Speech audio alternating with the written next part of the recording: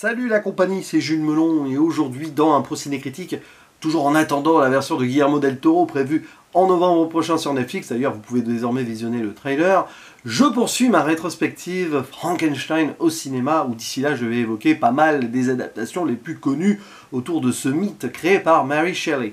Et après donc le Frankenstein de 1931, Universal Monsters, tout ça, on poursuit dans le même domaine avec sa suite directe sortie en 1935, Bride of Frankenstein, ou La fiancée de Frankenstein, une nouvelle fois réalisée par le Britannique James Whale, et avec de retour au casting Boris Karloff pour interpréter le monstre, qu'on verra un peu plus à l'écran fatalement, et Colin Clive dans le rôle du docteur. Colin Clive fatigué sur la fin de sa carrière, il décédera 2 ans après, ravagé un peu par l'alcoolisme, ça se sent parfois. Mais ça donne une dimension plus sombre finalement à son protagoniste. À leur côté, des nouvelles têtes. Déjà, Elizabeth Frankenstein change d'actrice. C'est la jeune Valerie Hobson qui s'y colle. Et apparaissent 2 personnages très marquants. Le docteur Pretorius, joué par Ernest Thesiger, et évidemment la fiancée du monstre, qui va être interprétée par Elsa Lanchester. Mais elle a un autre rôle au début, celui de Mary Shelley herself. Oui, l'autrice qui apparaît comme ça, et qui va nous raconter son histoire, celle qu'elle aurait pu écrire, si elle avait voulu vraiment en faire une suite, elle. Ça, c'est passionnant comme idée. Et c'est très intéressant, parce que cette actrice, du coup, on la voit au début dans un rôle, et à la fin, dans un autre rôle.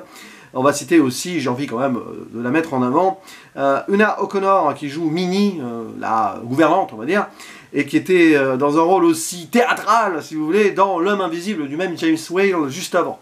Bon, aspect un peu comique, mais pas que. On montre aussi l'aspect populaire qui se méfie et qui pète un plomb facilement, forcément, avec ce monstre dans les parages.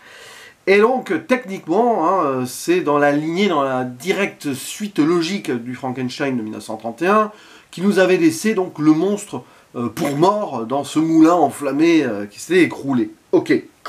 Avec le docteur qui s'en sort et qui va épouser Elisabeth. Ok.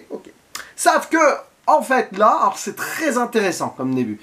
Après la narration sur laquelle je reviendrai, Mary Shelley avec ses potes et son mec, Lord Byron et Percy Shelley, c'est très intéressant ça, eh bien, on est donc sur les décombres. Et certains membres du village se demandent si le monstre est vraiment mort. Notamment les parents de la petite fille qui était morte, noyée dans le premier. Et en effet, le monstre a survécu. Et va continuer à tuer et surtout errer derrière. Donc il est en liberté. Et en parallèle, on a le docteur Frankenstein aussi, et ça c'était pas montré dans le premier film, qui est passé pour mort au début, récupéré, voilà, mais qui va vivre quand même, il était dans une sorte d'inconscience, etc. Et on a déjà un magnifique parallèle qui est fait là entre le créateur et la créature. Et tout le film va jouer sur ce rapport créature-créateur, créateur-créature. Bon. Donc ensuite, le monstre va rencontrer des gens, notamment un ermite aveugle. Tiens, je ne l'ai pas cité, mais l'acteur, on va quand même en parler, parce qu'il est quand même très très loin dans la liste Wikipédia. Ici, c'est Opie Hagee, qui est très fort dans ce rôle-là.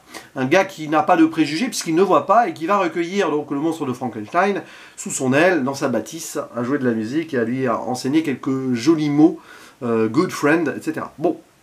Mais, derrière, ça ne va pas durer. C'est-à-dire que malheureusement, le monstre va être rappelé à son destin, à nouveau poursuivi par la vindicte populaire, et arrive en parallèle un docteur Pretorius très étrange, un savant fou, sorte de Méphistophélès, vous connaissez l'idée du Faust, pacte de Faust et tout, c'est très faustien dans son apparence, tout ça, qui va proposer au docteur Henry Frankenstein, qui pourtant ne veut plus entendre parler de ça, il sait qu'il a fait une erreur, qu'il a voulu jouer à Dieu, Prométhée et machin, va lui proposer quand même une expérience ultime, la création d'une autre forme de monstre, si vous voulez, notre création de vie, encore plus proche finalement de la vie humaine, car ce docteur Pretorius lui-même a créé des petites créatures, des homunculus, donc des hommes et des femmes miniatures, et on voit ça le temps d'une scène un peu freaks, totalement folle sur les effets spéciaux.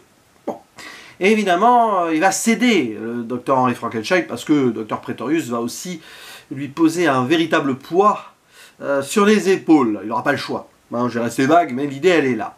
idée aussi de transposition, puisque la fiancée du docteur Frankenstein va être mise à mal, et à côté, le docteur Pretorius veut créer la fiancée du monstre de Frankenstein, d'où l'ambiguïté du titre. La fiancée de Frankenstein, la fiancée du monstre de Frankenstein, voilà. Parce que je ne sais pas si c'est un petit peu à cause de ce film que pour beaucoup de gens, hein, dans l'inconscient populaire, Frankenstein c'est aussi le monstre. Non, Frankenstein c'est le docteur, il y a le monstre de Frankenstein, mais ici, on fait des va-et-vient, donc fatalement on peut les mélanger indirectement, y compris dans le titre du film. Et derrière, il va se passer beaucoup de choses, jusque, évidemment, dans un final remarquable, qui renvoie un peu au premier film, qui mélange des scènes du premier film entre la création du laboratoire et l'effondrement du moulin, tout ça.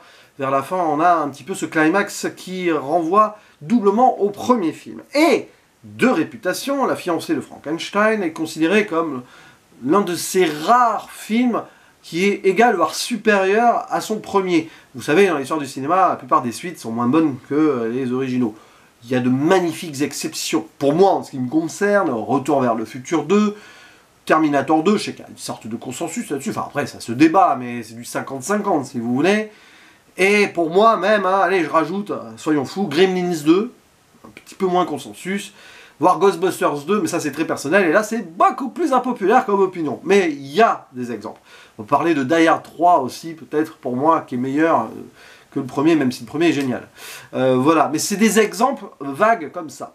Et ici, en effet, on peut le dire, alors, je ne vais pas dire que c'est supérieur, j'en sais rien à ce premier visionnage, mais c'est plus riche et c'est très intense, et tout aussi bien à minima que le premier film qui posait en fait ses jalons, qui, on va dire, a adapté librement la trame romance et littéraire de Mary Shelley, mais surtout la pièce de théâtre adaptée et tout. Et là, on réinjecte du Mary Shelley presque dans l'idée psychologique d'un monstre beaucoup plus humain et beaucoup plus dans sa réflexion, etc. C'est vrai que ça manquait dans le premier film. Si vous lisez le bouquin de Mary Shelley, c'est beaucoup plus profond sur les méandres, on va dire, de la créature. Et ce qui est très intéressant ici, c'est que James Whale, alors, et son scénariste un peu obscur et pas hyper connu, on va quand même le citer, William Harbut, décide de faire quelque chose dans ce sens. Bon, James Whale était considéré comme très control freak hein, sur ces films-là, parce que surtout qu'il avait un peu la main mise après le premier Frankenstein et L'Homme Invisible, fatalement. Donc je pense qu'il a tout chapeauté. Cette idée donc de réinjecter quelque chose de la sorte de métafiction narratif, avec au début, donc Mary Shelley, avec son compagnon Percy Shelley, le même poète, et l'autre poète Lord Byron. Il y a tout ce dialogue presque humoristique et tout. Ah, vous avez écrit ça, incroyable. Et on la voit, elle fait sa broderie, elle a peur de l'orage à l'extérieur. C'est quand même dans les codes de l'époque, hein. Attention, c'est pas ultra féministe, mais il y a un jeu ironique là-dessus. Et Mary Shelley décide de raconter donc, à son ami et à ses amis, son petit ami, son compagnon et l'ami de son compagnon, la suite qu'elle aurait pu écrire mais qu'elle n'a jamais écrite. Et pourquoi? Et c'est dommage, mais bon, c'est du fantasme de cinéaste ici, c'est génial. Tiens, qu'est-ce que j'aurais fait après? Et ce qui est très intéressant, c'est de prendre du coup Mary Shelley, la même actrice, donc Elsa Lanchester, qui jouera la fiancée derrière, comme s'il y avait une sorte d'hybridation globale dans le fantasme de la création. Ça, c'est très fort. C'est-à-dire que le film, il a une grande puissance métatextuelle ici, créateur, créatrice, créature, création. Et là, on est avec un écho du début à la fin, on ferme la boucle comme ça, c'est très fort. D'où le choix de l'actrice. Et ce qui se passe au milieu n'est pas moins fort cependant. Donc voilà, il y a tout ça, et puis après, le rapport aussi à qu'est-ce que c'est être un monstre dans la société. Il y a beaucoup de choses qui sont à sortir de ça. L'idée qu'on montre le monstre de Frankenstein face à l'acceptation incroyable d'un ermite aveugle, qui croit qu'il est muet, donc vous voyez, c'est des gens qui sont à l'écart, parce qu'ils ont peut-être été mis à l'écart, ou se sont mis à l'écart volontairement parce que la société ne les acceptait pas, enfin, vous voyez. Derrière, bon, la rupture intéressante de cette magnifique amitié en train de naître, une amitié presque ambiguë, vous voyez. Pourquoi? Parce que ce rapport à l'autre aussi, et être à côté de la société à l'époque, James Whale lui-même le vivait. Il était ouvertement homosexuel, et il a dû subir certaines choses. Il a dû subir certaines choses. Quand bien même il était ouvertement, ce qui à l'époque n'était pas évident. Donc c'est très intéressant ça. Je pense qu'il a injecté pas mal de ses expériences personnelles, et il s'est vu indirectement en tant que monstre de Frankenstein, en mode paria, parce que à l'image de la société différent, vous voyez. Donc ça aussi, il y a des choses où on sent que c'est quand même son créateur et que ça n'avait pas été James Whale, ça n'aurait pas été pareil, scénariste ou pas, etc. Et c'est des moments de vie, c'est des moments touchants. C'est pour ça que le rapport un peu entre l'ermite aveugle et le monstre, c'est de l'amitié très forte. Hein. Ils se comprennent au-delà des mots. Ça pourrait presque être une forme de, indirectement, romance déguisée. Mais là, c'est montré comme une amitié très forte, très théâtrale. Les moments très théâtraux, avec ça, avec Minnie, le personnage de la gouvernante, c'est remarquable, ça aussi. On voit l'idée, quoi. C'est très... parfois presque dans un surjeu comique, sur certains points, y compris avec le personnage du Docteur Pretorius, mais ça fonctionne dans le ton. Et derrière, après, évidemment, ça se noircit, le monstre, finalement, ne peut être accepté. Le monstre, qui est presque... en tant que paria de la société montré subissant une forme de calvaire, il est presque associé au Christ, presque.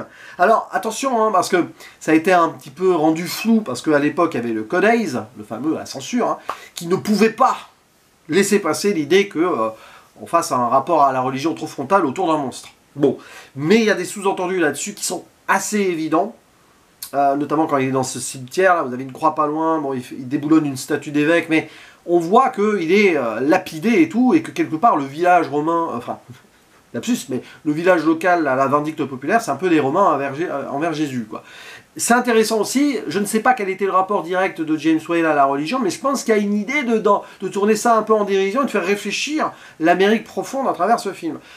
Souvent les auteurs, il était auteur, il commençait vraiment à l'être à fond, puisqu'on lui laissait une certaine liberté, tournaient un petit peu autour de ce Code Hays. Il faut savoir que le premier Frankenstein est sorti pré-code. Là, on est dedans.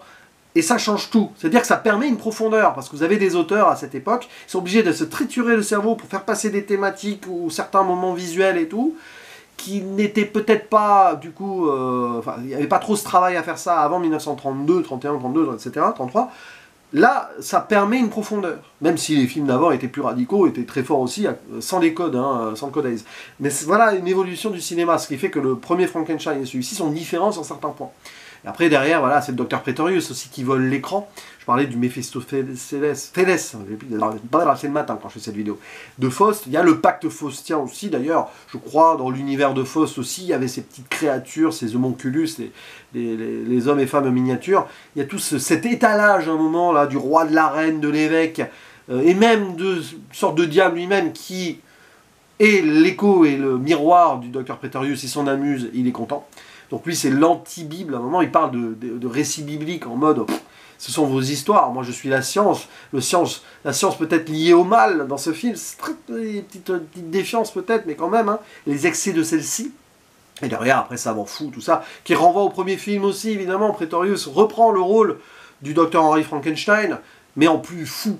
En plus jusqu'au boutiste, et donc la créature de la fiancée de Frankenstein. Et alors, bon, bah, pas de spoiler, c'est pas de spoil, mais on la voit peu. On la voit peu, mais on connaît hein, l'iconisation de celle-ci, la fiancée du monstre, la fiancée avec son truc, voilà, éclair un peu inspiré là, sur les cheveux peut-être de l'Égypte ancienne, et évidemment Tim Burton s'en est donné à cœur joie. Je pense que Tim Burton, il a autant aimé le premier, rappelez-vous, le moulin, Sleepy Hollow, que le deuxième avec ça, qu'on peut voir dans Frankenweenie notamment, et pas que, hein, cette idée-là, les noces funèbres, et j'en passe. Donc oui, évidemment que ça a inspiré beaucoup de choses. Autant le premier que celui-ci ont marqué la culture populaire, et il y a beaucoup de choses qu'on pourrait dire aussi sur la confection, le choix des acteurs et des actrices, etc.